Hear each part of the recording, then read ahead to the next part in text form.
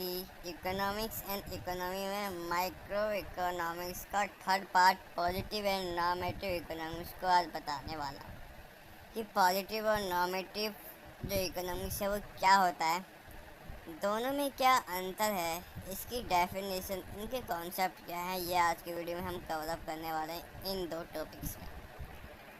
इन दो टॉपिक्स में क्या है ये हम आज इस वीडियो में जानने वाले हैं। तो लेट्स गो, वीडियो स्टार्ट करते हैं। तो पहले मैं आपको इससे पढ़ाऊँगा micro economics and macro economics, the difference. हमने पढ़ा था पिछले वीडियो में कि माइक्रो इकोनॉमिक्स क्या होता है, मैक्रो इकोनॉमिक्स क्या होता है, इनमें डिफरेंट हमने कल पढ़ लिए थे। और इसका नेक्स्ट टॉपिक आज हम कवर अप करने वाले हैं जो है positive and normative economics. Okay, तो पॉजिटिव इसको हम हिंदी में बोलते हैं सकारात्मक, नॉर्मेटिव को बोलते हैं आलोचनात्मक। इकोनॉमिक्स को अर्थशास्त्र कहते हैं। तो पॉजिटिव इकोनॉमिक्स क्या होता है, जो सकारात्मक इकोनॉमिक्स होती है क्या होता है। देखो, positive economics deal with economy issue और इकोनॉमिक्स बिहेवियर। ये उस इकोनॉमी इशू की डील करता है जिसमें इकोनॉमिक्स के बिहेवियर को देखा जाता है, क्या यह उचित है या नहीं है हमारे देश के लिए, हमारे इकोनॉमिक्स के लिए, related to the past, present and future. तीनों कालों में, तीनों टाइम्सों में, चाहे पास्ट हो, प्रेजेंट हो, फ्यूचर हो, इनमें इनकी डील की जाती है इकोनॉमिक्स इशू की, जिसमें इकोनॉमिक्स बिहेवियर देखा जाता है। It's deal with a such economic situations with can be study by using fact and figures. जैसे कि इसमें कुछ एग्जाम्पल दिए हुए हैं पॉजिटिव इकोनॉमिक्स के। तो क्या है देखो, on the eve of independence, यानी कि स्वतंत्रता के समय, poverty in Indian affected largest percentage of population, then now it is an observation related to the past. यानी कि ये हमारे पास्ट को दर्शा रहा है कि हमारी जो गरीबी, जो हमारे देश की जो गरीबी थी वो काफ़ी ज़्यादा लार्ज परसेंटेज में थी in the of the populations, then now it's is a observation related to the past। यानी कि ये एक आपका फैक्ट या फिगर में बताता है कोई भी चीज़ को। तो ये एक तरह का, ये क्या है, फैक्ट है, जबकि सेकंड लाइन में और जबकि थर्ड लाइन में फिगर को दर्शा रहा है। ओके, तो सेकंड लाइन पढ़ो क्या है। सेकंड लाइन बोल रहा है 22% of population in India is absolutely poor below poverty line। Yeah, sure. It is an observation related to the present। यानी कि 22% जो पॉपुलेशन थी इंडिया की ना, वो बिलो पॉवर्टी लाइन्स की थी। ओके, उसकी एब्सोल्युटली थी। ओके, तो पुअर बिलो पॉवर्टी लाइन की थी 22%। तो ये एक तरह का फिगर है, एक तरह का फिगर है। फिगर मतलब कि उसको नंबर में गिना जा रहा है या उसको एक फैक्ट में गिना जा रहा है। तो ये हमारा क्या है, प्रेजेंट है। ये हमारा प्रेजेंट है, ये हमारा पास्ट था। फ्यूचर की यदि बात करें, in population in India continues to grow at the existing rate, the percentage of population below poverty line will exceed 22% in the year of 2020 is obviously related to future। ये हम future के लिए अंदाज़ा लगा रहे हैं, हम फ्यूचर के लिए अंदाज़ा लगा रहे हैं कि 22% जो इंडिया की जो पॉपुलेशन होगी वो पॉवर्टी लाइन को एग्जिट्स करेगी। कितने में, 2020 में। तो ये कुछ अंदाज़ा लगाया जाता है कि क्या होता है क्या नहीं होता है करके। ओके, अभी इसको आप हिंदी में भी पढ़ सकते हैं। इसमें कैरेक्टरिस्टिक्स दिए हुए हैं। अब सबसे पहले मैं इसको पढ़ लूँ, इसको आपको बताना। ये सभी अवलोकन कथन वास्तविक अर्थशास्त्र के अर्थ यानी कि एलिमेंट्स से हैं। ये अवलोकन भूत, वर्तमान या भविष्य के निरंतर की स्थिति पर प्रकाश डालते हैं कि क्या है। इसलिए वास्तविक अर्थशास्त्र क्या होता है, क्या नहीं होगा और क्या होगा या क्या था करके इसका पूरा विवेचन किया जाता है। अब इसकी कैरेक्टरिस्टिक्स भी हैं, हिंदी में थोड़ा सा आपको बता दूं, हिंदी में मैं इसलिए लिखता हूँ। वास्तविक अर्थशास्त्र से संबंधित अवलोकन कथन की जो विशेषता है वो निम्न है। क्या है देखो, ये कथन आर्थिक समस्याओं की प्रकृति तथा मात्रा पर प्रकाश डालते हैं। मात्रा यूनिट हो गई, फिगर एंड फैक्ट पर प्रकाश डालते हैं, अथवा मनुष्य के भूत, वर्तमान और भविष्य के संबंधित आर्थिक व्यवहार यानी कि इकोनॉमिक्स बिहेवियर पर भी विश्लेषण करते हैं। ये कथन भूत, वर्तमान और तथा भविष्य के तीनों कालों से संबंधित है। ये तथ्य और आंकड़े जो फैक्ट एंड फिगर है उस पर ये निर्धारित होते हैं, आधारित हैं। इन कथनों की सत्यता को जांचा जा सकता है। जांचा कैसे जा सकता है? हम ओके, अब ये इसमें से कुछ जो कथन है ना, उनकी उनकी सत्यता को जांचा जा सकता है। अब जैसे कि हाँ, यदि बात करें अपने प्रेजेंट की, ओके, तो प्रेजेंट में क्या है और फ्यूचर में क्या होने वाला है।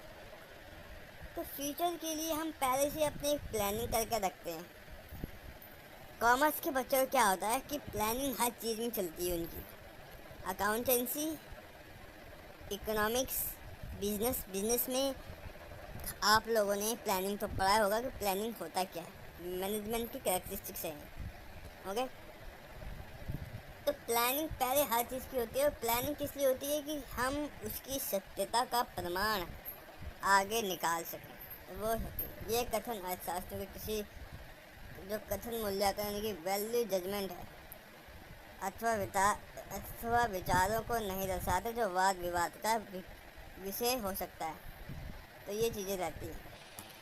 यहाँ कुछ क्वेश्चन दिए हुए हैं, इनके ध्यान देने योग्य बातें दी हुई है, इंग्लिश में पढ़ा रहा हूँ इसमें। It is important to note that the positive statements are not necessarily the statement of truth. ये ऐसा है नहीं कि बार बार हमें सत्य ही दर्शाता है। ये जो आप देखो, जो फ्यूचर है ना हमारा फ्यूचर कभी हमारे लिए बेहतर भी बन सकता है यदि हम प्लानिंग करें ढंग से, या हमारे लिए बुरा भी साबित हो सकता है। हम केवल उसका अंदाज़ा लगा सकते हैं। हम पास्ट को या फ्यूचर को हम एक समय पर नहीं गिन सकते। But certainly these statements are very favorable for truth. परंतु इसकी सत्यता की हम वेरिफिकेशंस कर सकते हैं, इसकी ट्रुथ की हम वेरिफिकेशन कर सकते हैं इनकी स्टेटमेंट्स की। जैसे इसमें एग्जाम्पल में दिया हुआ है कि एक व्यक्ति कह रहा है, 1% say that Indian population is 100 crores and the other person say Indian population is 121 crores. Both are positive statement. Even the first is wrong and the second is right. हमें तो ये पता है। देखो, हमारे जो पास में एक बंदा बोल रहा था कि हमारे इंडिया की पॉपुलेशन 100 करोड़ है, जबकि दूसरा व्यक्ति बोल रहा है 121 करोड़ है। और जबकि हमें ये भी पता है कि फ्यूचर में आने के बाद उसका जो पहले बंदे का जो कॉन्सेप्ट था वो फेल हो गया, और जबकि दूसरे बंदे का वो राइट हो गया। The point of emphasis is that positive statement are variable statement on one can verify this statement as a true and false. इसमें ये गिना जाता है, लेकिन हमें दोनों की बात सुननी चाहिए। दोनों की बात में क्या पता है, एक सही हो जाए एक गलत हो जाए, ओके, या जो गलत है वो सही हो जाए और जो सही है वो गलत हो जाए। तो इसमें दोनों की बातों को ध्यान रखा जाता है, ओके। क्योंकि ये फ्यूचर, ये प्रेजेंट और ये पास्ट, ये इकोनॉमिक्स जो है ना, ये जो आपका पॉजिटिव इकोनॉमिक्स है, ये आपके तीनों कालों में चलते हैं। ये हमारे अंदाज़ा और सत्यता की, ये हमारी सत्यता की जांच करते हैं बेशक वो सत्य ना हो, पर जांच उनकी इनकी वेरिफिकेशंस हमेशा होती है। अब आ जाता है कुछ नॉर्मेटिव इकोनॉमिक्स। नॉर्मेटिव इकोनॉमिक्स क्या होता है बच्चा, देखो।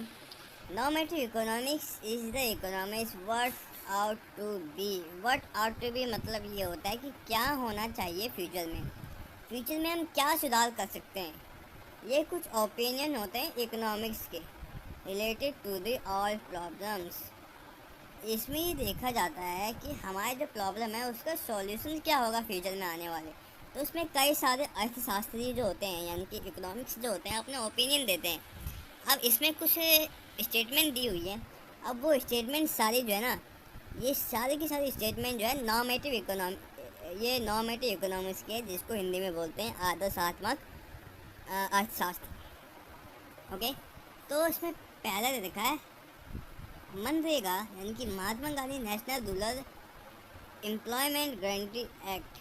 ओके, तो इसका हिंदी में बोलो तो महात्मा गांधी राष्ट्रीय ग्रामीण रोजगार गारंटी रोजगार अधिनियम विल वन डे ब्रिंग, एक दिन में ये end of the problem of unemployment is the country, ये बेरोजगारी की समस्या को एक दिन तो कम से कम ये प्रॉब्लम का सॉल्यूशन निकाल देगा।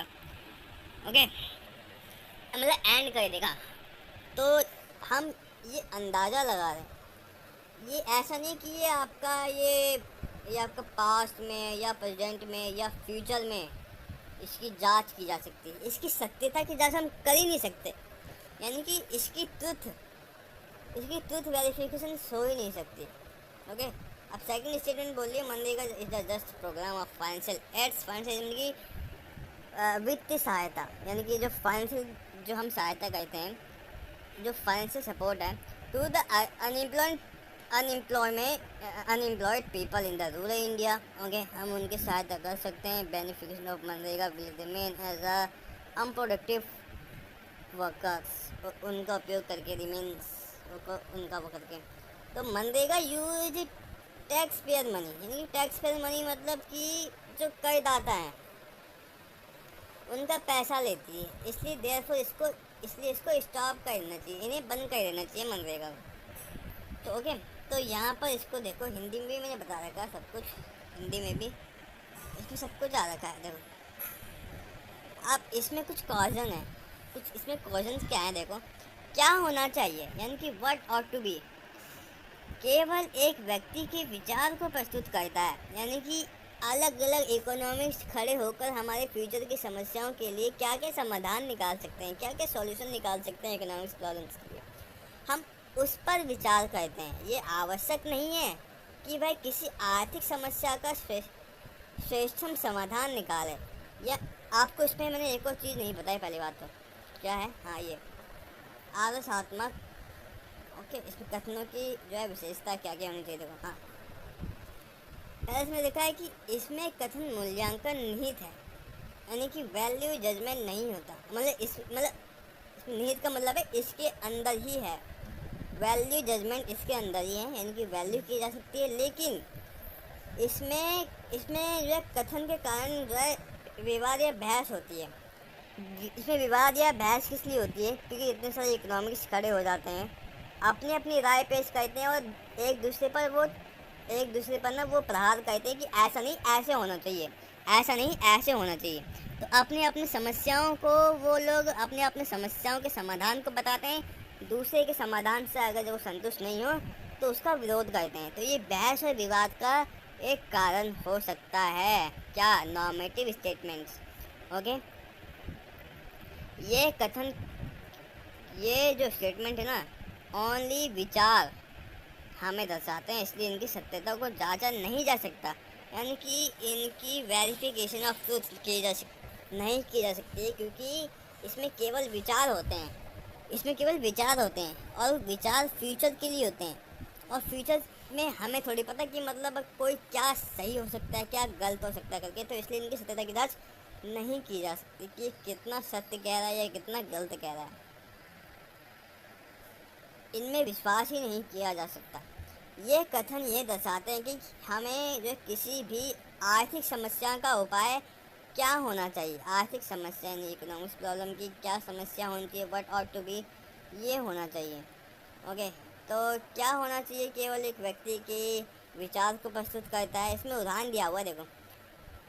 ओके, स्वतंत्रता के पश्चात यानी कि उसके बाद क्या हुआ, अर्थव्यवस्था के समृद्धि एवं विकास यानी कि ग्रोथ एवं डेवलपमेंट के संदर्भ में अर्थशास्त्रियों ने निजी क्षेत्र के स्थान पर सार्वजनिक क्षेत्र की प्राथमिकता देने का निर्णय किया।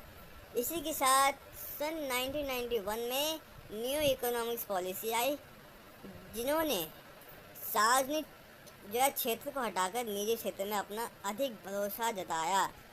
ओके, पब्लिक को। ओके, हम जब तक क्या कह रहे थे कि हम सार्वजनिक जो क्षेत्र है कि पब्लिक सेक्टर को हम लाएंगे, पर पब्लिक सेक्टर ना आने के बजाय 1991 में इसमें न्यू इकोनॉमिक जब पॉलिसी लागू हुई थी तो उसमें निजी क्षेत्र को ज़्यादा बढ़ावा दिया गया, यानी कि इसमें प्राइवेटाइजेशन करने का पूरा निर्णय ले गया। ये हमारे 1991 में हुआ था। उस समय महान इकोनॉमिक्स एंड फाइनेंशियल मिनिस्टर हमारे डॉक्टर मनमोहन सिंह थे। ये बात भी आपको ध्यान रखने योग्य। और उसमें प्रधानमंत्री आपके पीवी नरसिम्हा राव थे। ओके, तो ये मैंने आपको बता दिया, क्वेश्चन भी बता दिए। अब इसकी कुछ पॉजिटिव एंड नॉर्मेटिव इकोनॉमी से कुछ इसमें दिए हुए हैं,